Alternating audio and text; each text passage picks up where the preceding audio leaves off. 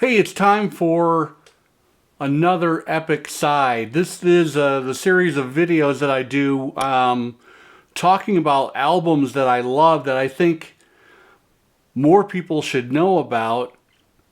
I take that back. Most of the albums that I featured are classics.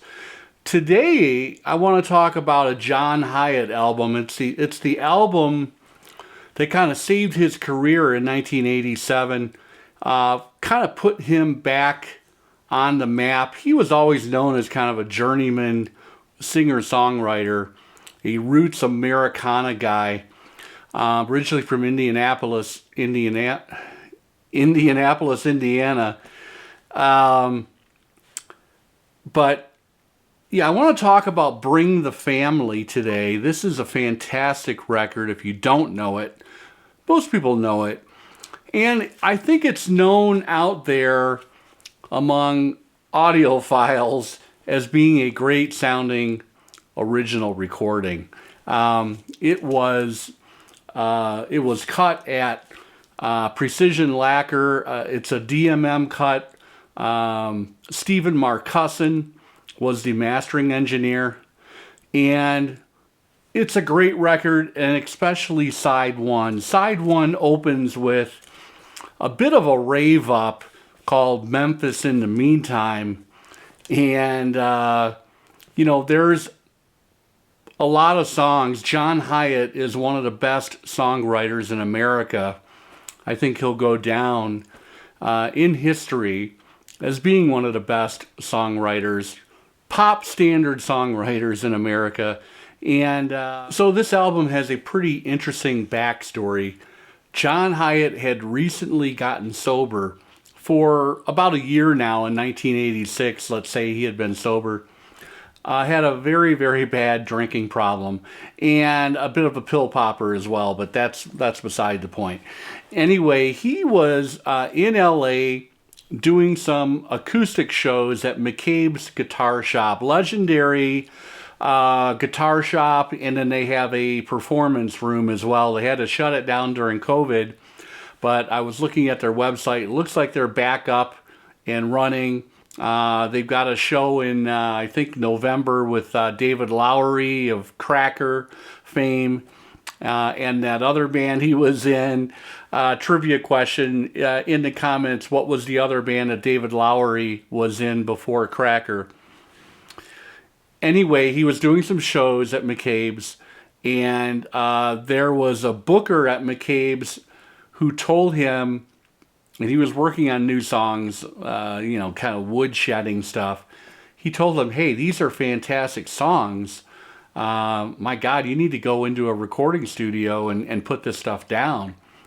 And I think Hiatt did not have a record deal at the time, but there was a label. It was Elvis Costello and Nick Lowe's kind of vanity label in the UK that agreed to put a new record out with Hiatt. So he pulled together some friends, Nick Lowe on bass guitar, Jim Keltner on drums, and none other than Ry Cooder on electric guitar and slide guitar.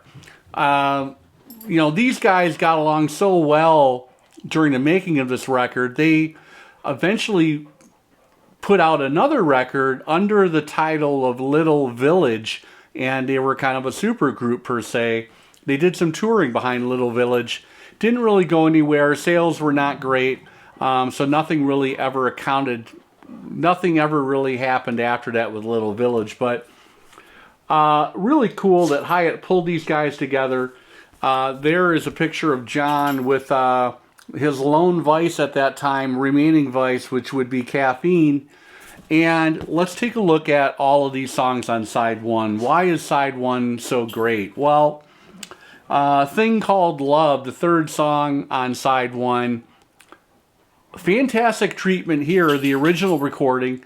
And guess what? Bonnie Raitt turned that into a blockbuster hit several years down the line. And then we have the last track on side one, Have a Little Faith in Me, piano-driven ballad. If you've ever seen Hiatt live, he'll typically be playing acoustic or electric guitar. I've just seen him in a solo setting, but then he will hop behind a piano and inevitably Have a Little Faith in Me is the closing song of the evening, and it's fantastic. And it's incredible on this record.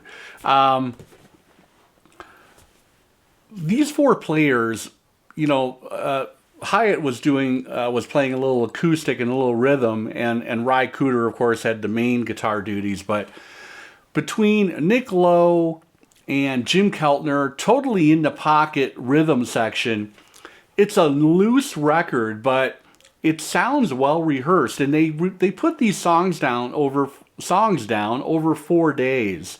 I think it was done at Ocean Way Studios in L.A. And you know, Hiatt had zero budget. He was so broke that he was actually staying in a Holiday Inn in the Valley, and guess who was sharing a room with him? Nick Lowe. That's the kind of camaraderie ship that we love to see, and I think these guys knew how strong these songs were. And there's nothing wrong with side 2, by the way, but side 1, Memphis in the Meantime, Alone in the Dark, Thing Called Love, Lipstick Sunset. There's some very, very tasty soloing there from Ry Cooder, and it's kind of a singer-songwriter. He slows things down, Hiatt does, on that song, and even more so on the power ballad. Are we going to call it a power ballad? This isn't hair rock. But it's definitely a very soulful ballad. Have a Little Faith in Me. Amazing emotion in that song. And this thing just got... This record just has a lot of feel, a lot of soul. These songs are from the heart. You know, Hiatt was basically on his last dime as far as his career was concerned, and this totally turned it around. He would come out with Slow Turning, another strong album a couple years later, and he was well back on his way to being on his feet. That is Bring the Family. I've got an upset Cocker Spaniel over here that's going nuts. I think I have to. Is it time to feed them? Epic sides, Bring the Family, side 1.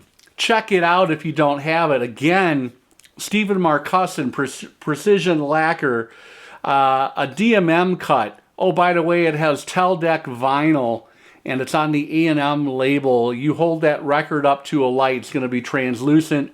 It is minimal surface noise, especially if you can find a near mint copy, and you should be able to find one for $20 or $25 out there in the wild. I don't see it very often, though. It's not all that easy to find. Highly recommended. Hey everybody, have a great weekend, and let's talk again soon. Take care.